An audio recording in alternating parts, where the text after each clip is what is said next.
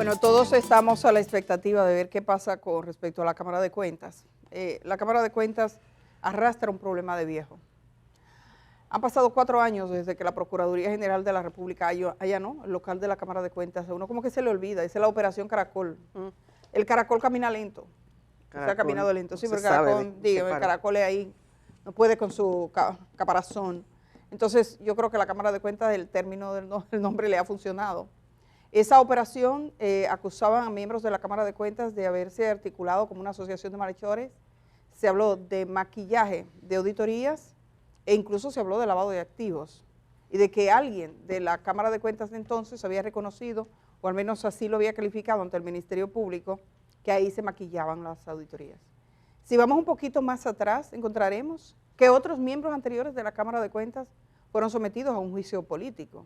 Y en ese momento, cuando fueron sometidos a juicio político, casi concluyendo la jornada del juicio, entre otras cosas recuerdo que se cuestionaba la designación de personas vinculadas a cada uno de los miembros.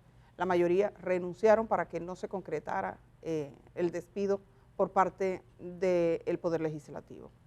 Si en esta Cámara de Cuentas no se llegó a un juicio político, que algunos lo pidieron, fue por un triste, casi estuvieron a un punto de que se realizara un juicio político y vivió momentos duros de crisis porque no se comprendían, había ahí una situación que incluyó acusaciones graves, desestimó esas acusaciones el Ministerio Público, aunque llamó a ciertas moderaciones y casi que no se podían sentar a beber un café en la misma mesa, los actuales miembros de la Cámara de Cuentas.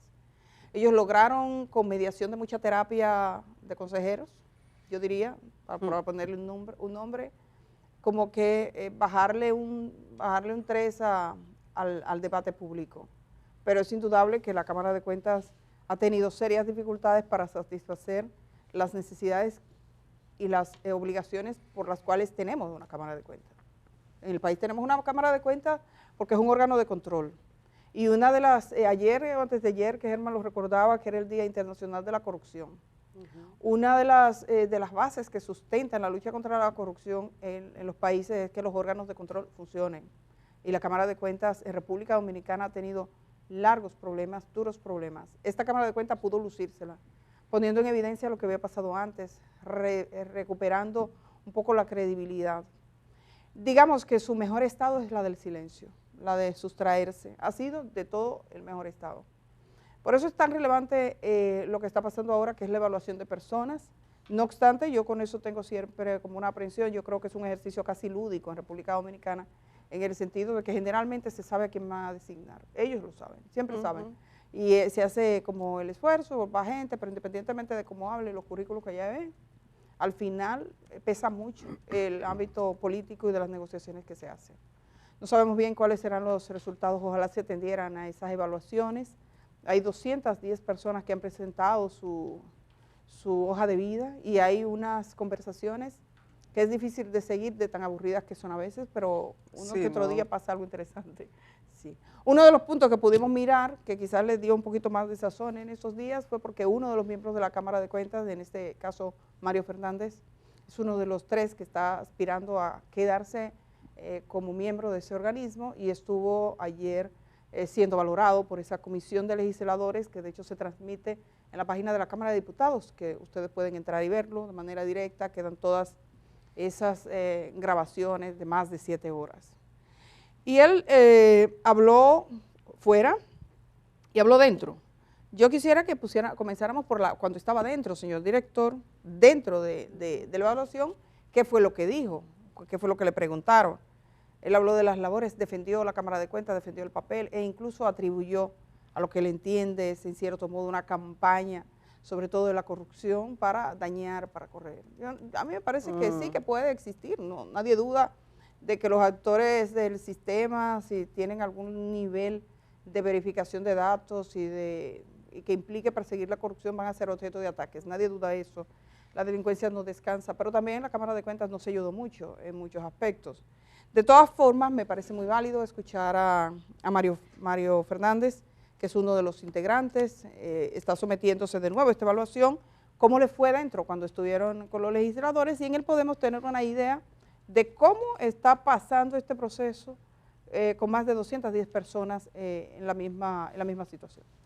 Señores honorables miembros de esta comisión, mi nombre es Mario Arturo Fernández Burgos. Actualmente soy miembro de la Cámara de Cuentas. Creo que esto podría comenzar con el porqué, y es que nos mueve sobre todo el interés de la mayoría de los dominicanos. Una correcta fiscalización de los recursos públicos se traduce en una mejor calidad de vida para todos los dominicanos. Desde esta posición hemos impulsado la transformación. Las transformaciones usualmente son dolorosas.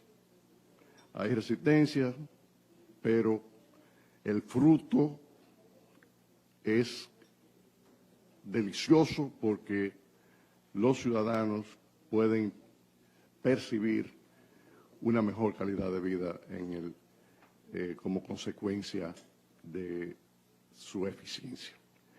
No hay un empresario que no quiera un auditor de calidad. No hay un funcionario honesto que no quiera una auditoría correcta del manejo de sus recursos.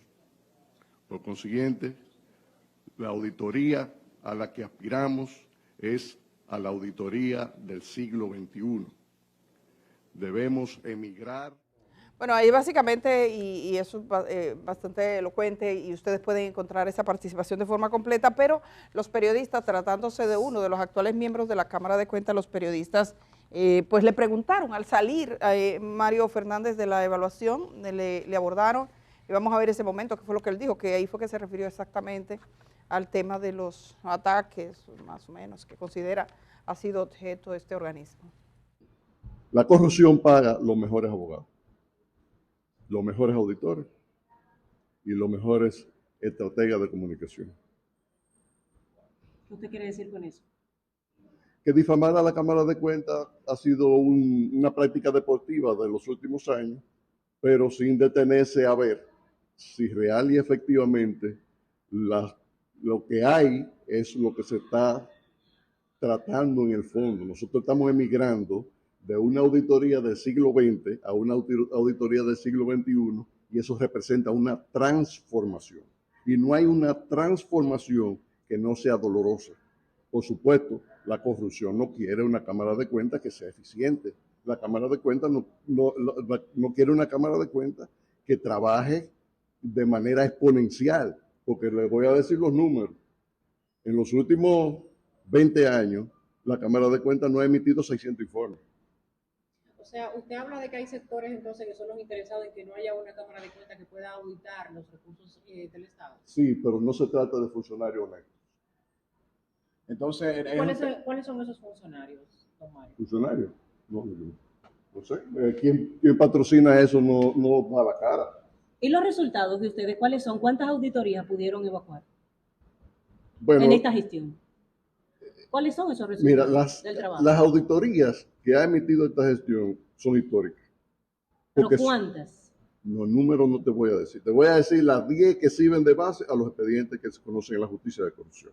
Ahora, en lo personal, yo te digo a ti que yo he presentado de pleno 5.197 informes para fines de emisión. Y eso es la producción de todas las cámaras de cuentas desde la fundación de la República. Gracias, don Mario. Sí, regresando, creo que Indira tenía unos apuntes y estaba revisando algunas estadísticas. Sí, bueno, a propósito de este tema, primero recordar un poco ese informe que emitió la comisión que en el Congreso estudiaba cuando se destapó todo este escándalo de la Cámara de Cuentas, cuando incluso el presidente de la Cámara de Cuentas en su momento, Janel Ramírez, comentaba aquí en este programa sobre cómo él se sentía, de un preso político, de lo que pasaba a lo interno, de las presiones externas, y en ese momento toda la sociedad se movilizó en torno al tema de la Cámara de Cuentas, y recuerdo que los congresistas empezaron a hacer entrevistas, a analizar, a ver lo que pasaba allí en la Cámara de Cuentas y rindieron un informe de 291 páginas en las que destacaban algunas faltas que cada uno de los miembros de la Cámara de Cuentas en su momento, de acuerdo a este informe de los congresistas, cometieron. Y parte de lo que ellos comentaban era que, por ejemplo,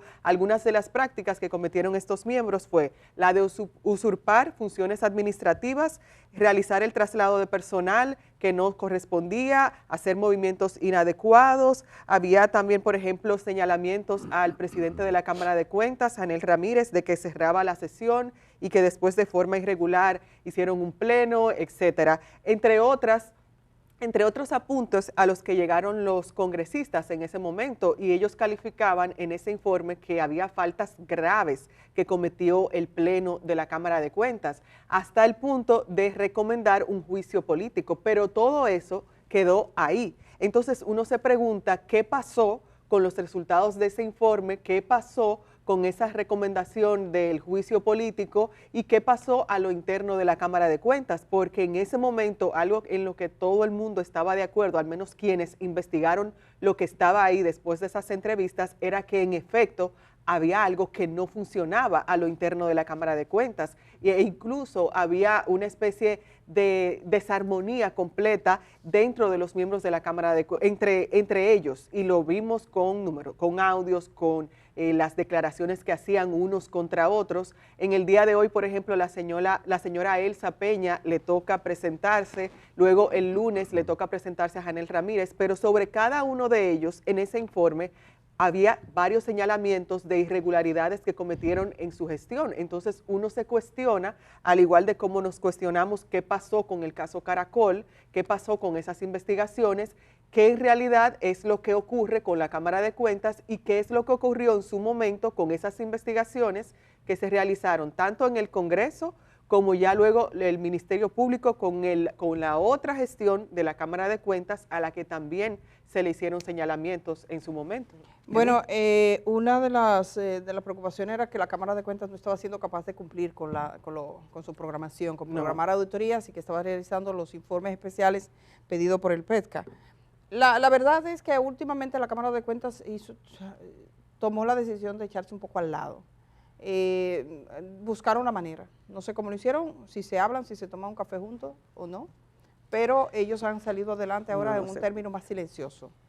De todas maneras, me parece que la losa que ellos llevan es bastante pesada a esta evaluación, porque había mucha gente dentro del Congreso Nacional y dentro de los partidos que estaban aspirando a terminar justo en ese momento. Consideraron que no era quizás lo oportuno, en términos políticos hubo quienes buscaron acuerdo, pero yo la verdad es que si me preguntan hoy, veo poco probable que, así como usted vio que la Junta Central Electoral se dijo que iban a repetir la mayoría, usted recuerda que eso se sabía, que era como un secreto a voces, algunos de los partidos decían, con la Cámara de Cuentas lo que se dice que se van todos, eso no es una cosa que yo pueda decir, quizás uno, pero lo más probable es que la gran mayoría de la Cámara de Cuentas salga. Esa es la versión que tengo hoy, pero eso no quiere decir que eso vaya a ser así. Sí. Así como decíamos que en la Junta todo apuntaba, y como en efecto fue, solo salió una de las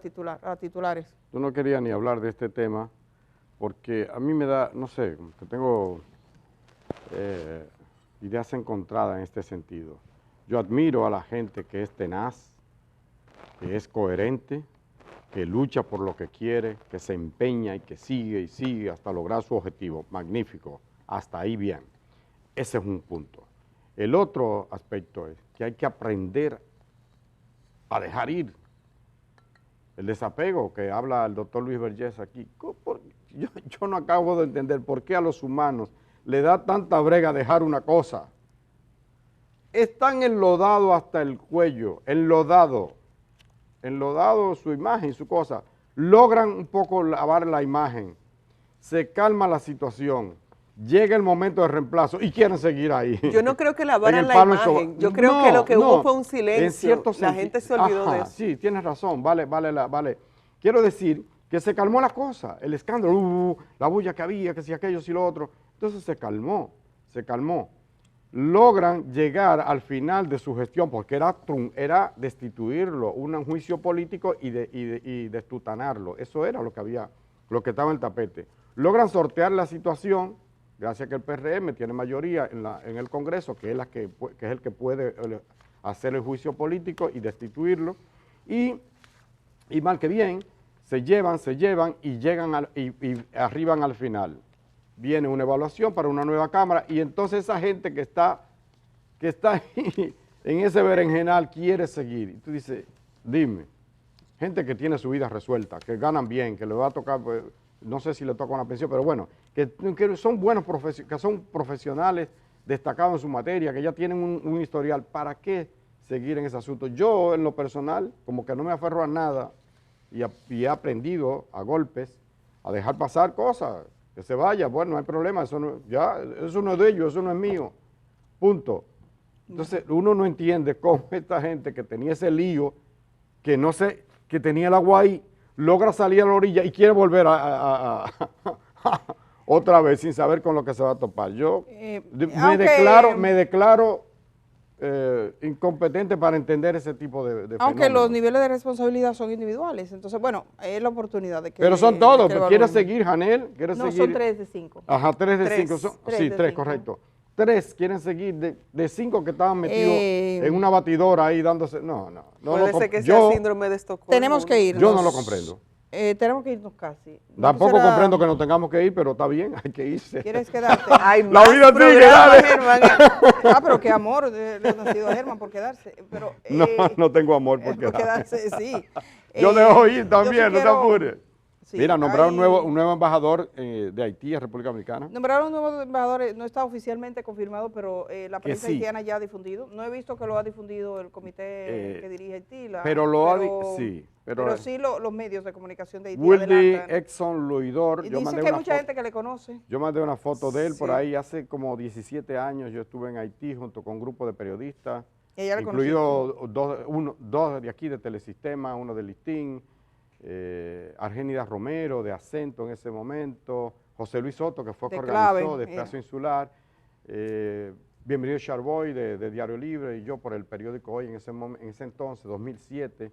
Estuvimos en Haití en un encuentro con periodistas haitianos y en ese encuentro estuvo Woody Exxon Lindor. Nos causó buena impresión por su capacidad a un nivel intelectual. Está casado con una colombiana, es profesor de... Yo tengo una breve reseña de él, Germán. Él es licenciado en Filosofía y Ciencias Sociales, magíster en Filosofía Latinoamericana, tiene varias publicaciones, libros y se especializa en estudios migratorios desde una perspectiva de varias disciplinas. Realizó investigaciones en fronteras, en particular sobre el tema de la frontera, también sobre varios aspectos de la migración haitiana, colombiana y venezolana, y en especial su campo de estudio es República Dominicana. Sus temas de interés, migración, Caribe, etc. Yo en ese día o fin de semana que tratamos, me pareció una persona muy afable, muy ilustrada y muy sensata. Ojalá que la designación de Luidor, que tiene muchos amigos en República Dominicana, sirva para un poco bajar la tensión a esa situación que se da con Haití, donde en ese momento, en el 2017, la conclusión a que llegamos, eso se recogió en un libro, periodista de allá y de aquí, era que en Haití, usted ve que aquí se destaca que haitiano le da un palo a un policía de migración, bla, bla, que haitiano hace esto, que la parturienta son tanto por ciento, etcétera, etcétera, etcétera. Todo lo malo, aquí se ha hablado de haitiano, lo malo. No que era un buen trabajador, no que aquel pegaba blog bien, no que aquel trabaja de 4 de la mañana a 6 de la tarde, no que aquel me cuida el edificio, no que aquel es el que limpia, el que barre. Eso lo dicen calladito algunos. Bueno, en mi casa hay uno, pero eso es diferente. En general es lo malo, lo malo, lo malo. Miren, pues en Haití es peor todavía. Todo lo que se dice en Haití es lo malo que tratan a los haitianos aquí. Es sí, la misma cosa, fuego, echándole leña al fuego, la prensa de allá y la prensa de aquí. Y gente que se dice a algunos ser, bueno, perdónenme, pero algunos se dicen ser cristianos, pero no quieren hacer prójimo. Quieren un prójimo ideal, no a ese prójimo. Así pasa con el de allá. Tenemos que irnos, señor, sí, tenemos que irnos. Sí, porque son 55 ya. Pues digo adiós. Sí, es mejor, perdónanos, pero es que Pues adiós. es un compromiso ineludible. Mañana seguimos. ¿te Digo parece? adiós, digo adiós. Estaba esperando encontrar un punto, pero como Ah, no encontrar el punto y punto. lo tuvimos que forzar, Sí. porque si no lo pone el director. Entonces, director, nos vemos mañana. Que sean vivan las felices. águilas. Ah, sí. Que vivan Ah, las pero águilas. vayan a las No tablas de ponen a posiciones. que, no ponen a que liceísta la... Vayan a las tablas de posiciones. Sí. Hasta mañana.